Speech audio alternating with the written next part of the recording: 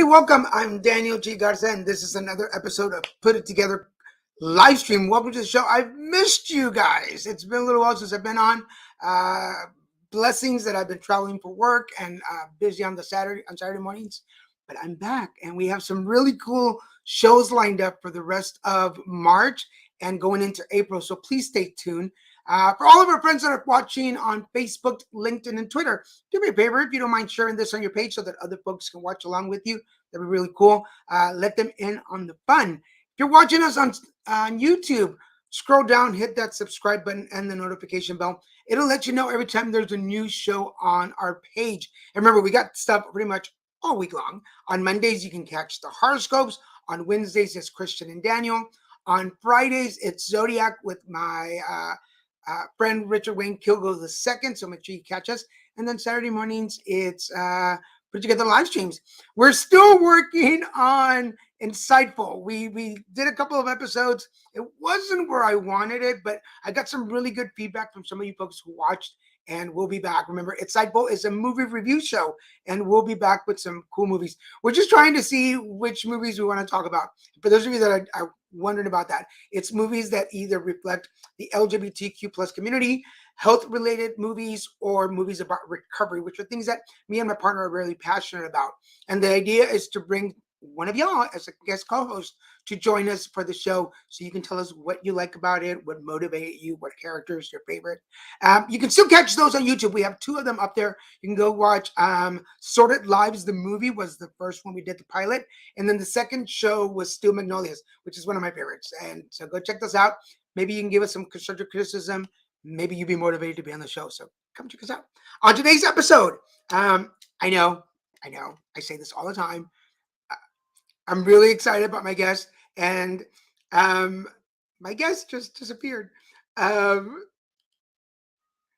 hello, babe. This is Christian Ramirez. For those of you, the Christian Ramirez from the Christian and Daniel Show, and also my director and my partner.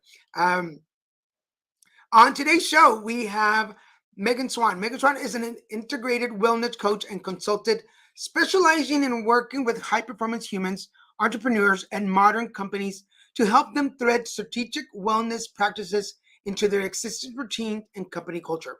In doing so, it enables more sustainable energy, motivation, and confidence to achieve their goals without burnout. At 30, she sold everything to embark on her own eat, pray, love journey of sorts. And now at 43, finds herself still on her first stop, where she fell in love with one of her English students. She and her husband have 2 beautiful boys and 3 adorable dogs. They love to travel and explore the lesser known beaches of Mexico. Hola, Mexico.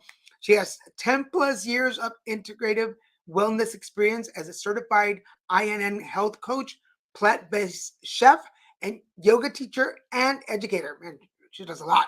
She is on a mission to make wellness a way of life and not a check mark on your to-do list. And I really like that. I'm going to say that again.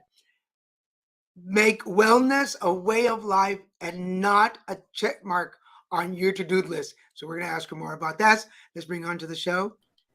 Megan Swan, how you doing? Oh, there.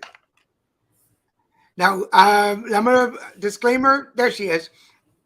The disclaimer was that she told me this at the beginning. Hi. And the internet is a little off. So if we lose her, I'll keep talking and I'll talk for her. But hopefully we're going to pray to the internet gods that everything goes well for the rest of the show. ¿Cómo estás? How are you doing?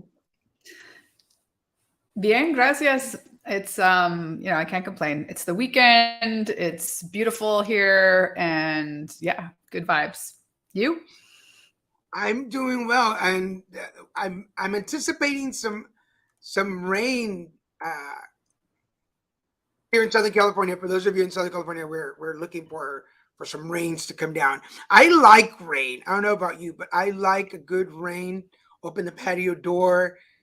It just gets me into that, without even thinking about it, it gets me into that grounded, centered space that I want to be in, and just let go of everything. How about, does that make sense? Yeah, it's like a beautiful excuse to cocoon a little bit and stay in. We have our first comment. Hello, Megan. You have an amazing story, and we're going to hear more about her right now. Such courage. Yes, I was going to touch on that, like to just stop and drop everything. But we're going to get into that in a minute.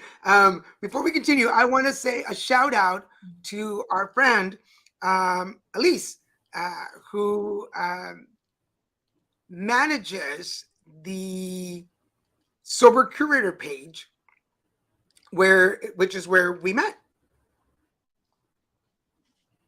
An extremely successful page at that. And it's like her part-time gig. So no, she's a force to be reckoned with. I'm glad that we met and met through her, connected. How did you come to be involved in the Sober Curator group? It was actually someone who's now a former curator introduced me to Elise and suggested that I would be like, hey, I would be, a good fit. And I was already writing quite a bit. And I really just appreciated having a more community around sobriety. So it's been a great experience for me being a part of the Sober Curator. And let folks know, what's your contribution to the Sober Curator? Sure. Well, being a wellness expert, I head up what's called Enough is a Feast, which is, sort of anything nutrition. I focus more specifically on intuitive eating, conscious eating, nourishment. But I don't only talk about food, because for me, there's at least 6 pillars of wellness, and, what you're eating is only a small part of one. So I talk about mindfulness and spiritual practices and, what else? Movement, just ways to inspire people to bring more wellness into their lifestyle in a way that makes it sustainable. That's pretty cool. I'm looking for, we're speaking because I should have had it ready, but I didn't. I'm looking for the link. So for those of you who are in recovery and would like a little information and like to see what other people in recovery are doing, I do the horoscopes. I do my horoscopes there once a week on Mondays. So if you follow me on other pages and you get them, you're going to get them there too. But here is the link in case you're interested. There's so much more stuff on there. There's lifestyle stuff. There's non-alcoholic drinks page. There's horoscopes. There's the sober travel. Yes. So if you are, and you know what, even if you're not in recovery and you're just curious, go check out the page and follow us there. And yes, for the folks, the Cork brothers who were mentioning her Instagram and LinkedIn page, I will be showing those towards the end of the show. So please stick around for those links so we can show them. All right. So I'm ready to hear your stories. So Megan Swan, tell us how you put it together. Wow. So I feel like there's a lot of places that I could start, but I think based on how you introduced me, I'll start with the Eat, Pray, Love catalyst of, at 30, deciding to leave Toronto. And in my mind, the plan was to follow a little bit more along with Elizabeth Gilbert's story, meaning, three countries in 3 years with sort of a theme in each country. So my plan at the time was to come to Mexico for a year. And then I wanted to go to Bali because I'm a yogi. And I thought that there was a lot of alignment there. And then, let the universe figure out where the third country would be at that point. And so joke's on me, because 13 years later, I'm still on my first stop. And I would argue, I've kind of done a lot of, I've learned Spanish. I've eaten a lot of Mexican food. I'm not so much, I wouldn't define it as praying, but I've definitely developed like a much more complex and grounding spirituality here living in Mexico. And Mexico's been this beautiful catalyst for so many aspects of my personal wellness journey. I don't think I would have come to where I am today without all the things that have happened to me in the last 12, 13 years. So that's one catalyst. Another, I think, was motherhood. I think it's really common for women to really take dramatically better care of themselves when they find out they're pregnant. So I well, so let's back up a little bit. So before I came to Mexico, I had just finished my yoga teacher training. And so my plan was to teach English and teach yoga and sort of find work and travel as I went. And so in the yoga world, I kind of joke that yoga is a gateway drug, right? So that was my gateway drug into the wellness space. And it definitely was really important aspect of my journey. But for a really long time after, entering into the yoga world and becoming certified, I'm, level 3 Ashtanga yoga teacher, I was still living like a double life in terms of, showing up in the yoga space. Eventually I owned yoga studios here in Chiapas. I taught 25, 30 hours of yoga a week. And yet, I was a high functioning alcoholic, and I really wasn't entirely well. Like I had aspects of myself that were so much better off than, say, 10 years before I discovered yoga, but I was still kind of in the middle of finding this, what I call optimal wellness space. And I think, that's something you really need to define for yourself. And then that evolves over time. So, so then when I got pregnant, I actually thought I had food poisoning. I was teaching so many classes. It's Chiapas, it was April, I think, or, about this time of year. It's 35, like 102. And I was teaching and just like not feeling well. Like I didn't have morning sickness, but I was like feeling off. And so I said to he wasn't my husband yet, partner at the time, I think like I've eaten something off, like I need that pill that you give people that have like, that had too much food poisoning. Right. And he's like, sure, but you need to do a pregnancy test first. Cause it's, it's essentially like a bomb that goes off in your, intestines and like kills all the good and bad. So it's not something I really recommend unless, you really need to do it. However, so I took a pregnancy test and then I went back and bought 2 more because I'm like, what? That's not possible. Because I was on a plane the next week. I had a trip planned to go see an infertility specialist in Canada because we'd been trying for months and months and thought that there was an issue, right? So turns out I was pregnant, not, suffering from food poisoning at the time. And so I think it's a really common time that women become much more interested in taking care of themselves as soon as they get pregnant, right? If they're not already on that path. And so that was one other catalyst where I took a massive interest in just being so much more aware of what I was putting in my body, what I was exposing myself to, the types of people I was spending time with, and really just taking this sort of more protective mentality of my energy, of my, mind and body and, spirit to some degree, but I still wasn't like massively identifying with a deep spirituality as yet. And then, I think another big piece of my story is that, so then I was pregnant. I breastfed my first son for 13 months. Then I got pregnant with the second. So, breastfeeding is not birth control. Well, not for me. And then I had the second child, the son, and breastfed him about the same time. So I was given this, massive socially acceptable window of sobriety that granted me a really different perspective of what it was like to live life sober. Still at this point in my life, really, looking forward to getting back to my old life of being, very social, and social on the weekends. I would define it now as a high functioning alcoholic, getting back to that, wine culture and all this. And long story short, I mean, there's some pieces in between there, but I think that really granted me a lot of perspective that made it possible. Several years later, it was not at that point. I'm celebrating 5 years sober in March.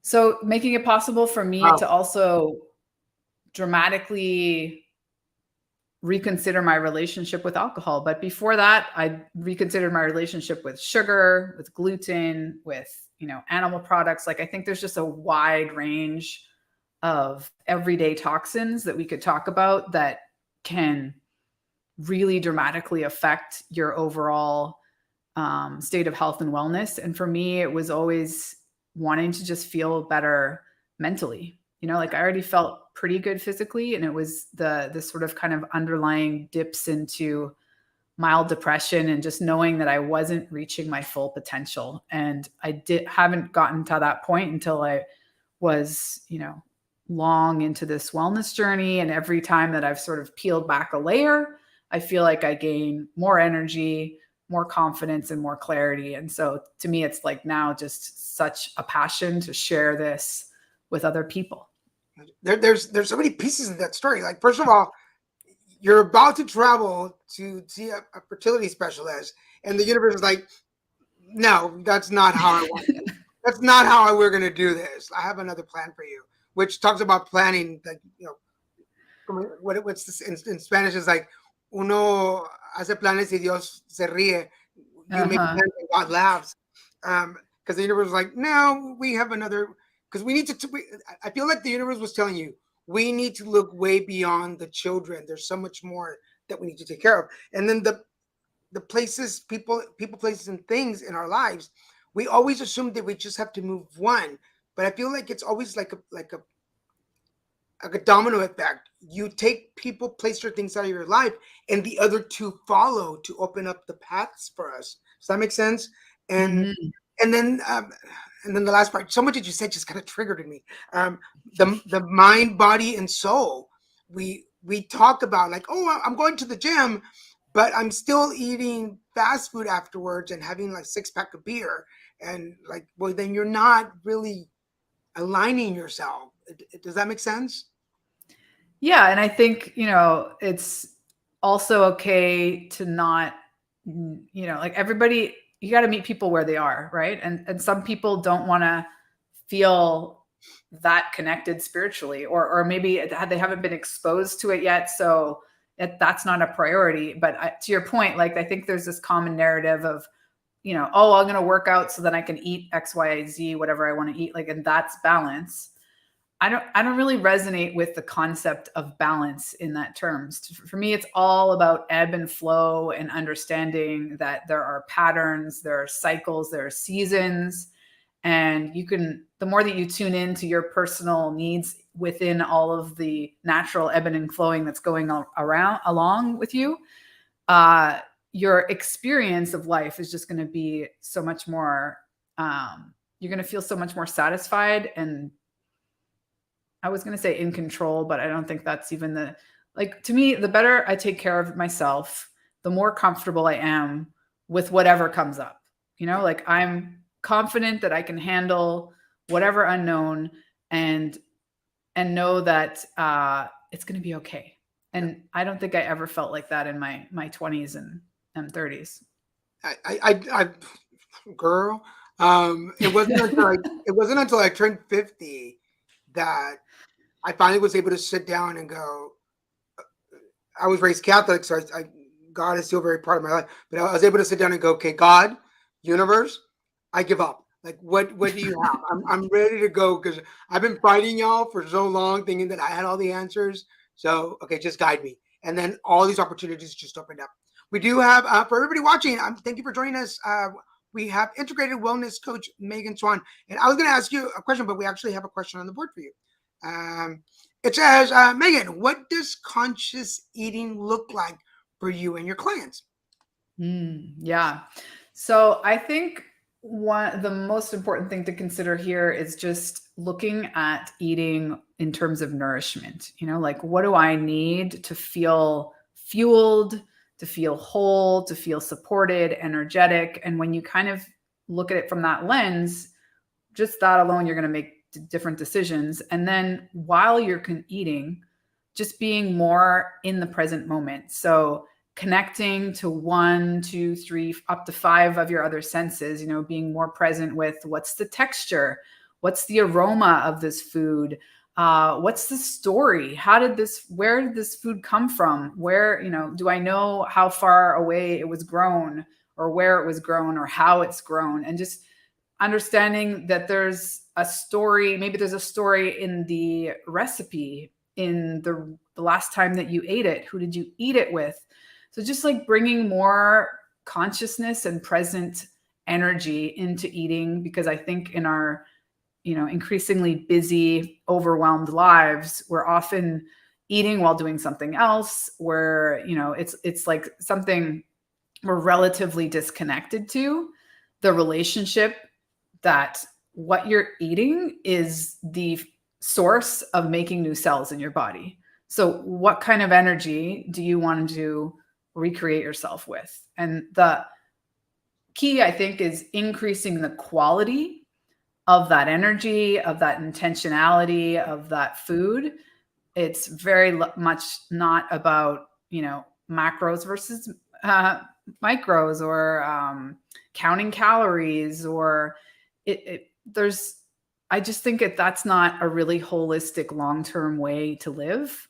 And it's just more intuitive to find this balance within yourself. It's like, what do I need to feel nourished today? Like maybe you need once in a while, like that's fast food because you have all of these deep memories about like that was the best time your dad spent with you, and there's all sorts of things, but it's coming back to the ebb and flow. And if you want to feel high vibe, high energy, connected to yourself and the universe and others and all that, it's a lot easier when you're eating foods that make you feel that way. And for me, that's, more plants. And to what degree you're eating plants, I think it really depends on the individual. I really believe there is no one size fits all wellness. And that's really counter to, the industry trends, which, always speak to there's, this is the new thing you do. It's the same. It's one size fits all. Just do this exactly the same as everybody else, and it's going to change your life. And like, that doesn't make any sense. We're so different. We can talk about DNA, blood types, gender, seasons of life, phases of life, geographic location. Like there's, what are you doing? Are you in a desk all day seated, or are you running marathons? Like there's so many things that go into figuring out like what's best to serve you in this small category of what am I eating, let alone all the, the other realms. And I think people just need more permission to trust that inner intelligence. It's like we're the only animals on the planet that have a multi-billion-dollar industry telling us what to eat, because we somehow have lost this connection of inner knowing that, no, you know what to eat. You instinctually know what is quality food and what makes you feel good, and what is not quality food and makes you feel like, I don't know if I can swear, but not good. Go for it. Sometimes they call it a throw word. And I think it's also not about judging yourself when you feel like eating things don't make you feel good. Like maybe they make you feel good in other ways, but if you eat that all the time, it's going to pull you down energetically. So make decisions accordingly. You said that because there's a couple of little stories. I'll make them quick. But number one, when I go out to eat at restaurants, I'm very particular about the server. I like to, what's your name? How's your day going? Like, I want to know where their energy is. Because if you're going to be serving my food, if you're going to be carrying my plate, I don't want your negative energy serving my food, because I'm not going to enjoy it. I'm more concerned about why is she in a bad mood? Like, what's happening? Why is she like, I want my food to be nice and energetic. But cooking food, I've always believed, and my mom was like that. I remember her cooking things that she really enjoyed cooking for us. And they were the most simplest things in the world. And they just tasted so delicious. And you were like, oh, can I have more? And it's like the third plate and you're full, but you're like, I can't stop eating this. And on the days when she was not in a good mood, it'd be like, ooh, what's wrong with this food? Which has carried on to me. There is a dish that my sister makes for me, that she used to make for me when I was a kid, which is just simple ground beef and corn. And side story, the reason she would do that is because the only thing she knew how to make when she was a teenager, and she would make it all the time. But now as an adult, when I'm having a hard time and I need comfort food, I've changed it to the way that I like it, but it's ground beef and corn.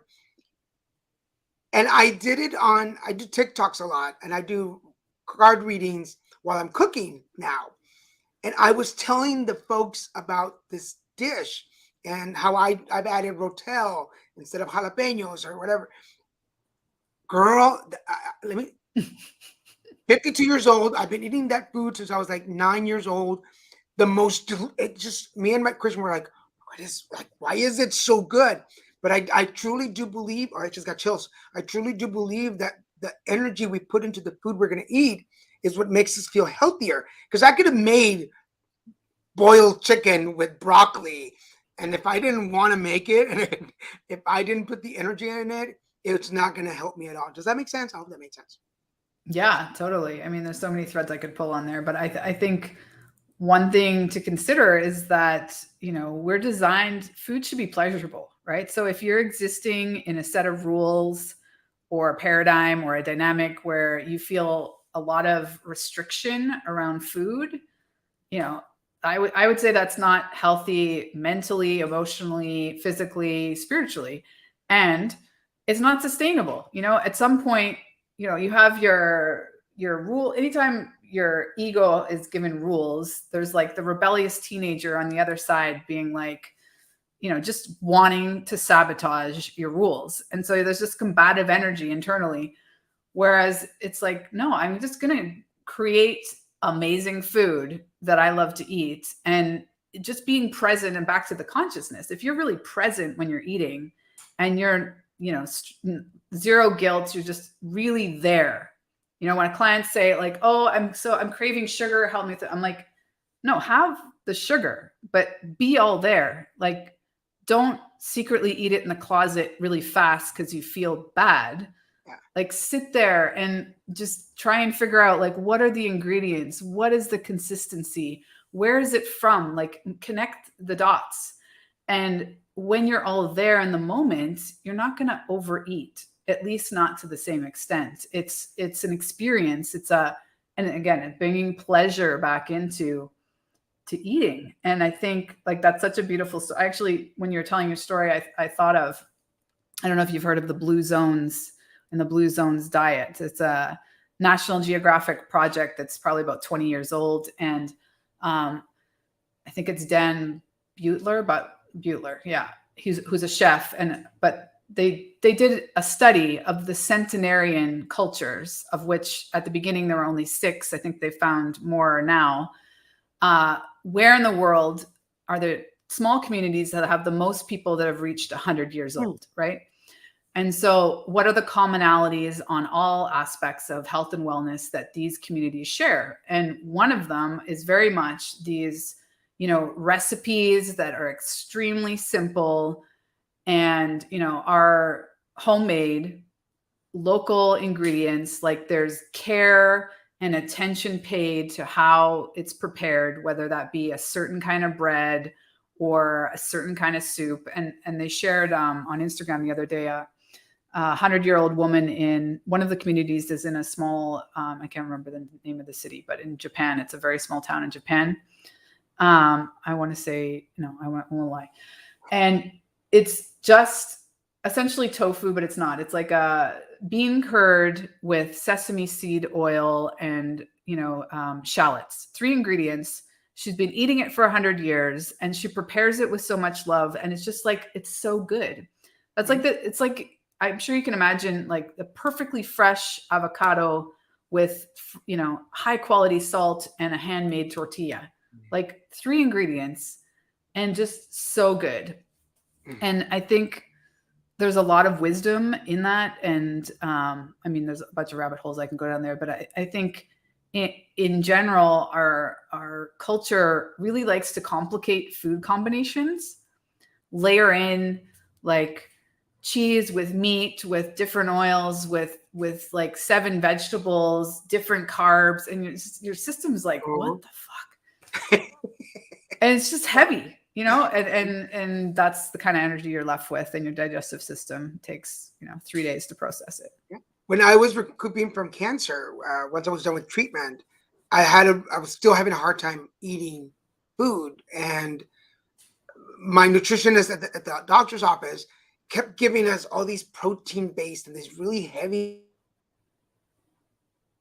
meals, and they just weren't working for me, and I not keep food down until one day I woke up and I was like, I just want a bean taco. Like, I just want a bean taco. And one of our good friends, Martha, was coming to visit me. I'm like, could you please, I have a favorite restaurant here in Dana Point. I'm like, could you please just stop there? I just want a bean taco and a corn tortilla. Like, that's it. Just give me 3 tacos with beans, taco de frijoles. Like, that's it. Like, that's all. She brought me those tacos, and you would have thought that God literally put his hands on it and said, you will be saved now. That completely opened my appetite. The nutritionist was having a panic attack. She's like, oh my God, tortillas. And I'm like, girl, I'm like, I'm Mexican. Like, I'm Mexican. That is the root of my, like, when I was a little boy, I had stomach issues, and they would feed me bean broth, and that's what opened up my stomach. So I'm like, 40 years later, my stomach is like, dude, let's just go back to the beans. Like, that worked for you when you were a year old. That's going to work for you now. And that's what got me back to life. Before we continue, I want to remind everybody you are watching Put Together the live stream. Thank you for joining us. My guest today is Integrated Wellness Coach Megan Swan, and we're talking nutrition, energy, and life. I have a question. What is an integrated wellness coach? So I started as a health coach, if you will, which really focuses more on what we've kind of been talking about, the physical aspects of what you're eating and consuming, and maybe, fitness and those kind of more mainstream understandings of health. And I just saw over time that wasn't holistic enough. I really wanted to broaden into wellness and how I come to define it, and focus as much on the physical as the emotional, as the mental and spiritual. And ultimately that really brings mindset shifts and practices. And I would argue even identity shifts. It comes down to if you really want to make changes in the long run. However, I really focus on everything being integrated because it's about micro, gradual shifts over time that make it possible that it becomes a way of life, and you don't feel like there's this stacked to-do list of health and wellness things that you need to accomplish, because that isn't sustainable. So the way that I work with clients, it's really very gradually building up these wellness threads so that ultimately you feel more supported. And at the same time, it becomes like everything that we're working on becomes like brushing your teeth. They're just things you do. And it's not like you're, overanalyzing or thinking, oh, I have to brush my teeth again. It's like you just do it.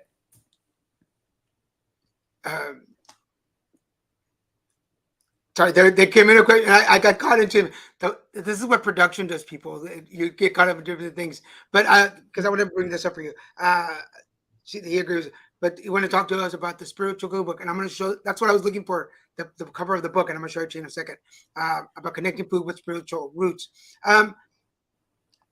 When you talk about integrative wellness coach, because you're, and as I was reading your bio and I was preparing for the show, and you were talking about this right now.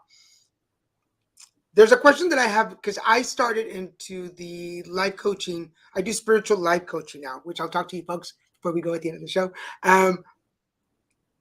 Do you believe that when you talk about this, the integrated wellness coaching, is there a difference between cultures, religions, social upbringings? Because you're in Chiapas and you work with people in the U.S., do you have to strategize the way that you connect with people? Do people receive information? I kind of know the answer, but I want to hear from you. Do people receive information differently that you have to alter the way that you give the information? Does that make sense?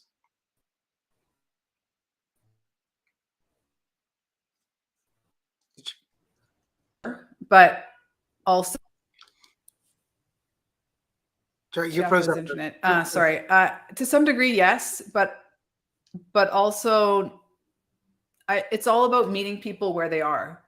So I've worked with people here in Chiapas that are more actualized on all aspects of wellness than someone who I'm working with in the US. It's not necessarily culture or geographic specific in that sense. I think it's more, I work with 6 pillars of wellness and 6 pillars of mindset. And so we just kind of start where people are and what they think they want to focus on is where we start.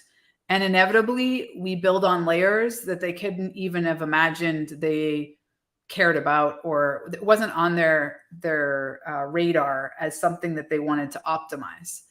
And so, for example, we start talking about what they're eating because they feel like their goal is weight loss versus longevity. And we work on, their connection to their inner child and what are the stories that they were told as a child about eating? What are the stories they were told about, the importance of looking a certain way versus feeling a certain way, and just recoding almost how they want to live their lives and what are their values in all things health and wellness, and giving them the permission to make it their own. Because I think that's what's lacking in the overall industry is this, that we're all expert, that we're looking for an external answer and some expert's going to give us this, quick fix solution to a very complicated problem that's also very personal and unique to you, but it just doesn't make sense. It's obviously it's important that you seek support and guidance and accountability, but a good coach is going to give you the tools to figure out this for yourself so that you don't just have the answers while you're working with me. It's like, no, here for life, here's the instruction set, here's the blueprint, here's the map. I and the universe have confidence in you that you've got this, and have at it. That's pretty cool. You have a fan here. Andrew says, I've done multiple calls with Megan. She's 10,000% worth every dime. Wow, 10,000%. That's a big word right there. She is the best wellness coach in the game. I believe that. I totally dare. I love her energy. Although I'm going to say this is the first time that we've actually talked this much. We've usually are on Zoom calls and stuff. There's another question on the board for you. What training and sources did you use to become a successful integrated wellness coach? Yes. Well, as I mentioned, my certification as the Ashtanga yoga teacher really sort of started my journey. So that was when I was taught personally the importance of self-awareness, of breath work, of meditation, of mindful movement, of being really conscious about how your body is moving, like thinking like, where is my heart? How does my heart feel? Where are my lungs? What's going on there? Can I feel my womb space? Like, what does it feel like? Or what is it telling me to seek answers or seek an opinion of my internal organs versus, the ego, the brain. So that was like a very important layer. But then it was years later, as I mentioned in my first sort of spattering of my story, that I got certified to be a health coach. And that's really a lot more about like, what are the political systems that are influencing our food system? What do you need to be aware of? The short story is the industrialization of food is problematic, and all the ways that we can sort of improve the quality of what we're consuming. And then the rest of my certification, I became a plant-based chef, more to have tools in my own home and for clients who, wanted to go dairy-free, for example, or wanted more inspiration to eat more plants and just to be more well-informed in supporting them in that way.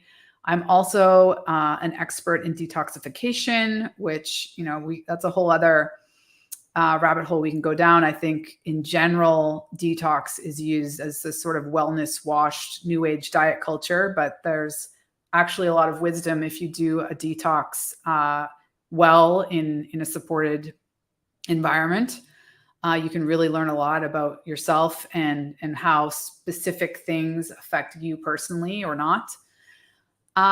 What else? And then I really focused my certifications on, I did a mastermind on abundant mindset, growth mindset. And of late, I've been focusing more on really just leadership, self-leadership, and confidence in terms of entrepreneurship. And I think, everything's very much intertwined.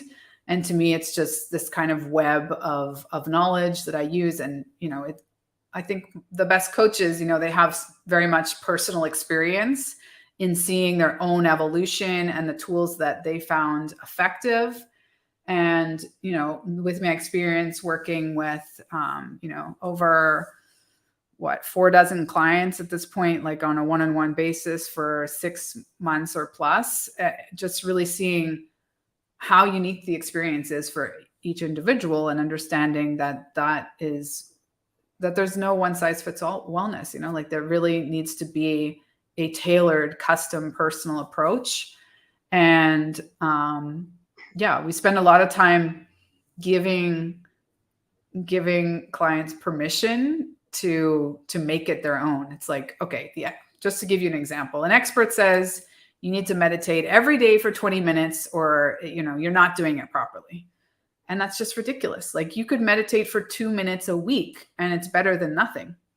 You could meditate for an hour a week because that works better for your life. And it could be as powerful, if not more powerful, than doing it every day for 20 minutes, So it really comes down to finding a way that these practices work for you and giving yourself permission to make it applicable to your lifestyle so that you'll actually keep doing it in the long run and not just, in a keeping up with the Joneses wellness trend kind of way. I have another question on the board for you, which I'm just gonna put it out there because I want to see what you're doing. Megan, my problem is that I get hungry late at night. Yeah. I'll just leave it on the table with it for you.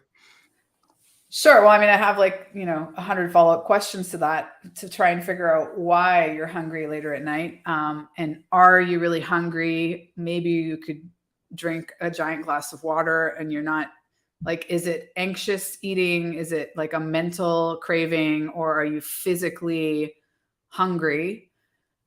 Would be one thing to consider. And then I would really be curious, how much are you eating throughout the day? I think it's really common in our busy lives to skip breakfast or skip a hearty lunch. Here in Mexico, I love it, really works well for most people's systems to eat the biggest amount of calories in the hottest part of the day, if you will. Between noon and 6 p.m. is when most of our systems in terms of our biorhythms work best to receive a lot of food to process in that window of time. So eating a decent lunch. I know in Canada, the United States, a lot of people eat a very sparse lunch, sparse breakfast, sparse lunch, and they're really kind of waiting to get home for dinner to have something more substantial. And so just figuring out, could you maybe eat more nutrient dense foods earlier in the day so that you get a point that you're not starving late at night.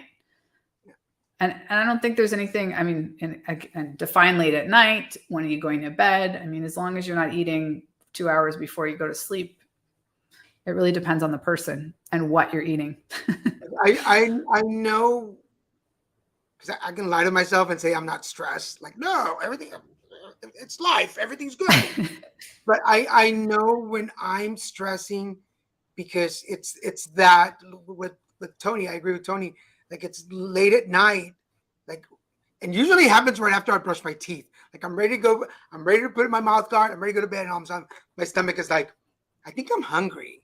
And my brain is no, we're not hungry. We're just stressed. And then my body is well, a piece of chocolate is not going to kill us. It's okay, one piece of chocolate, and a handful later, and 2 hours later, and TikTok, and then I realized, okay, you're just stressing. you're stress eating. And then I have to go through my own process that I put my clients through and go, okay, let's go through the alignment. What's really bothering you. Does that make sense to you? Yeah, totally. So Tony, maybe we need to find you a coach, somebody to help you We need work. more information to give you Yeah. a really tangible giveaway there. But yes, I used to be the one more taco before I go to bed guy, and I would always save just a little bit of leftovers, enough for one taco, because that would be my comfort before I would go to bed.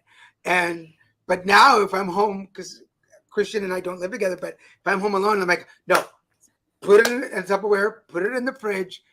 It's out of sight, and you're not gonna see it. And like, okay. But sometimes, girl, sometimes it just beats me, and I gotta have that taco. Um, we're Yeah, well, at I think there's a lot of work there to sort of deconstruct, like, what is the relationship for you? Where did you get this deep rooted need to numb anxiety with food? Like, just think back, how far back in your childhood does that start? Is it, maybe it comes from a good place, or maybe it comes from an unhealthy influence that you could shift and rewrite. before we move to the next segment. My go-to, and I just found a little box in the back of my cupboard yesterday. My parents, when we lived in Dallas, I was like 19, 18, 19. My parents would work late, and they would get home from work about midnight. And I would still be awake waiting for them to get home. And the tradition was they wouldn't have a big dinner. My mom would have a cup of coffee, and we would eat bowls of Fruity Pebbles. That was our go-to. My mom loved Fruity Pebbles. My mom passed away a couple of years ago, but her go-to was Fruity Pebbles. And my dad, her, and I would watch reruns of The Gong Show at midnight while eating Fruity Pebbles before we went to bed. And that was pretty much, because I worked during the day and they worked at night. That was the only time we could see each other. And when I find myself disconnected or missing or feeling nostalgic, it's that Of brings course, me back. yeah. Like any time of the day, that just brings me back. But if it's the late at night and something, I'm gonna people. Some people know this about me. I miss my mom more when good things are happening in my life than when sad things are happening. So when I've had a really exciting day and I miss her and I want to talk to her, it's a little bowl of Fruity Pebbles at the end of the day that kind of like everything's gonna be okay. I wonder if we can find you an essential oil that smells like Fruity Pebbles. Girl, okay. Well, I'm gonna put this out there. I found some chocolates that are Fruity Pebbles, white chocolates with Fruity Pebbles, and I have those saved for just. It's like a drug. Talk about drugs. It's a whole different show. It's a whole different show. Sugar is a drug, yeah. Yeah, dropping gems. Yes, this is such a great show. Sheila says, such an interesting talk. I thoroughly enjoyed listening to you both. Have to pop off now, but just wanted to say thank you. Thank you, Sheila. And Thanks, whatever you Sheila. missed, remember, anybody watching, whatever you missed, whatever channel you're watching on, just come back and finish watching it, and you can watch the whole show. So it's recorded and it stays on. Yes, our pretty perfect chocolates. Yes, I have them in here, and I have them at Christian House. And it's the I've had a really good day. I want to connect with my mom. I'm gonna pop one of those chocolates in, and I just feel so connected to her. So okay, this turned into a therapy session. Let's move on from this. So one of the traditions here on the show is to share some words of wisdom with the audience. So Megan Swan, what words of wisdom would you like to share? Well, I think I would first say, just trusting this internal wisdom that your body has. And anytime that you feel like you don't understand, maybe a habit or what somebody might define as a bad habit, just looking at it as a curious scientist instead of judging yourself. Like, what are or what's the origin story of this habit? When did I first start doing it? Was it in college, when I was a kid? Where can you derive your own wisdom that's really personal and that will help you potentially shift it, or maybe just have a deeper understanding for yourself? And I think ultimately optimal wellness comes from, a really deep radical self-compassion, self-understanding, and self-love, so that you, on a daily basis, just make better decisions that support you in all aspects of wellness, be that physical, emotional, mental, spiritual. And I really think all of them are very deeply intertwined. You could really just focus on optimizing one aspect of your wellness, and it's going to overflow and ripple out into other aspects, whether you like it or not. Because we're talking a little bit about food, I've always told people, because in my house growing up, we lived in Dallas, and dinner was at 6 o'clock every day. My parents would get home from work about 5 o'clock. Dinner was ready at 6. We would turn on the radio, and there was a Spanish show, like a radio soap opera, and it was for half an hour. While we were setting the table, getting ready, we would listen to the show. 6:30 it was over, turn it off. Everybody was already sitting down, and we would talk. And the meal became this pageant. It was a ceremonial. And when I tell people, if I invite you to eat, it's because I really want to sit down and get to know you. If I invite you to coffee, it's business. But if I invite you to tacos with me, I really want to get to know you. Tacos are religion for me. Tacos are my love language. Girl, like if I take you to my favorite taco place, we're gonna be friends. And if you could dig into the hot salsa, we're all in. It's the ceremony, and I really enjoyed the conversation with you today, because just it's going to make me think. We were talking before the show that for lunch I'm making some potato and chorizo taco. I only have one tortilla. I'm making 8 tacos, but I'm going to be more conscious about the energy that I'm putting into it, and what it means for me, and why why I was going to do this. Today's what, Saturday? I've been doing it since Thursday. I'm like, I'm going to make it Thursday. No, because I didn't have enough time. But I knew that Saturday I was going to have the whole afternoon free, and that I could actually sit down and enjoy it. And then I'm so glad I waited, because this conversation has made it so much different. Now you can make it with love. Girl, you know that taco is going to be like my lover for the day.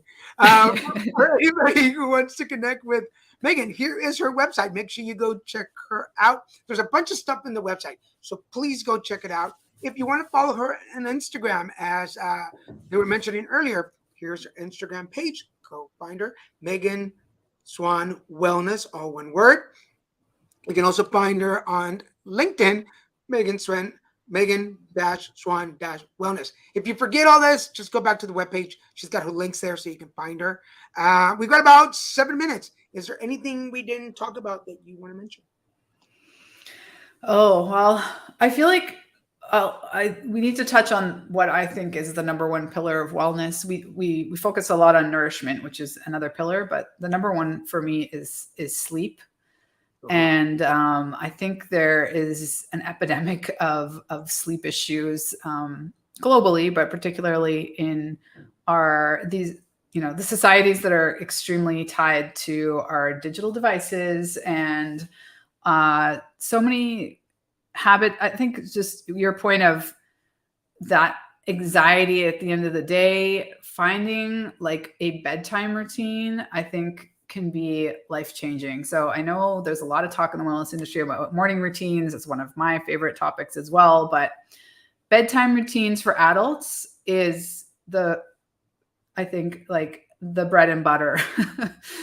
Finding like a little something that you do for yourself to shift yourself from, okay, your brain has 100 tabs open, and you're like, thinking of all the things you need to do tomorrow, and trying not to judge yourself for all the people you didn't get back to. And it's just we're living in a moment in time right now where it's just constant overwhelm of information, of needing to really protect our energy. And so finding a little digital buffer space for yourself before bed, I think can be really powerful, so that ultimately you optimize your sleep, because that is arguably the number one thing that you can do to feel better in all aspects of your wellness, and not have to change anything else. Although, getting better sleep can be harder for some people than others, but bedtime routines, setting an alarm to go to bed instead of getting up, those are little shifts that I think can be really, really powerful. I am a horrible sleeper. No matter what time I go to bed, usually 6:37 in the morning. I'm like, let's go. So one thing, midnight is my shutdown time. Like no matter what, midnight. And one thing that because you talk about technology, I was like, okay, if you're going to be playing with your phone at the end of the night, at least make it part of your go to bed moment. Like no more emails, no more sending messages, no. But I do enjoy watching people making fool of themselves on TikTok. So TikTok has become part of my go to bed, and then so much that Christian, my partner, um, he at midnight. I'm like, okay, it's midnight. Gotta go brush my teeth, get ready for bed, do all the facial. It takes work to look this good, people. And but then once I'm in bed and under, I'm like, okay, I'm gonna watch a couple of videos and just connect with some of the people that I follow. That he's gotten to the point where he's like, okay, well, I'm gonna come to bed with you and watch. So we take a little moment for both of us to be in bed together. And sometimes a video pops up that causes conversation and we talk. But I'm like, if I'm going to connect with my phone at the end of the night, at least make it something that's going to slow you down versus, oh, I got to send another email. I've got to make my schedule for tomorrow. It's like disconnect. So I don't know if that, for those of you out there, if it helps you, that's what I do. And it all falls into what you're saying earlier. I've given myself permission to not be perfect, but do it in a way that works for me. So Yeah, no, I love that. And I agree. I mean, there's podcasts that have adult bedtime stories. You could listen to music. You could binaural beats. I don't know if you've heard of that, but there's essentially like different frequencies that you could have on in the background. Yeah, I think it's just so important that you're not exposing yourself to things that are going to generate more stress, more self-judgment, or, essentially draw you into the depths of tragedy that happened that day in the world, because it's ongoing. Like you really need to protect yourself and tune into those things at certain points of the week. I would say not even daily ideal. I'm not a big fan of the following the news cycle like a fiend, really being intentional about how much you tune into the news cycle. And yeah, doing what feels good to you. I personally love essential oils, but I love how you say that you like do that together. Sometimes my kids, when I'm watching TikToks, or like I have a child on either side, and they're like, no more with the dog skiing or whatever. And it's like, yeah. I know we're almost running out of time, but when I talk to my clients, I'm like, you said this at the very beginning. It's not one size fits all. You've got to adjust it, and technology has its place in society now. You go anywhere and everybody has their phone out. So rather than be enemies with my phone, I'm like, okay, then work for me. But you were talking about sound. Yeah. If I'm at Christian's place, I've got earbuds and I'm listening to meditation music all night long. I wake up with it. And if I'm here at home, if the phone is playing next to me, or I've got my YouTube on my TV, where just all night long, and I've sprayed before I go to bed to make sure that I'm in that zone, or the face cream has a nice little scent to it. So these are just tips we're throwing out for you folks who are watching. Like, adjust it to your life and make it work for you. I just feel like you need to come back because I feel like we didn't even touch. we barely tipped into the conversation. So will you please come back on the show and visit with us again? Yeah, it would be an honor. Thank you so much. It's been fun. All right. So for everybody, this is Megan. Website, make sure you check her out. For those of you watching today, we have been talking with integrative wellness coach Megan Swan. I'm going to send you over to the green room, and I'll be back for you in just a second. Don't go anywhere. Thank you so much for being on the show. Appreciate it. Thank you. So today, just for everybody, remember, go check her out at meganwellness.com. You'll find everything we talked about on there. If you are curious about the Sober Curator, go check out thesobercurator.com where you find more information. Thank you so much for watching. We appreciate everybody's comments. Remember, if you're watching us on Facebook, LinkedIn, or Twitter, would you mind sharing this on your page so that other people can enjoy this show like you did? If you're watching us on YouTube, scroll down, hit the subscribe button and the notification bell so that more folks, so you can be updated on all the new shows. We've got Monday with the horoscopes. We've got Christian and Daniel on Wednesdays, Zodiacs on Fridays, and then we're back with Put It Together live stream on Saturday mornings. Reminding you that Grumpy Bunny and the Colors Game, still up for sale. This is a guided meditation book for children, so even adults. So if you are interested, get in touch with me. I'm self-selling it right now, so if you are interested in the book, just shoot me a message, and they're $20 each with delivery. And I'll sign it for you if you want me to. So just let me know. And I'm really excited. You folks are going to be actually, we talked about this last night on Zodiacs. The alignment, my deck of cards, it's out. I finally got them yesterday. I was so excited. These are my spiritual life coaching cards. For those of you who've been following me for a couple of years, you've seen me work on these. You heard me talk about them. They're finally here. If you want to see how they work, make sure you check us out on Zodiacs on Friday nights. That's where we use them.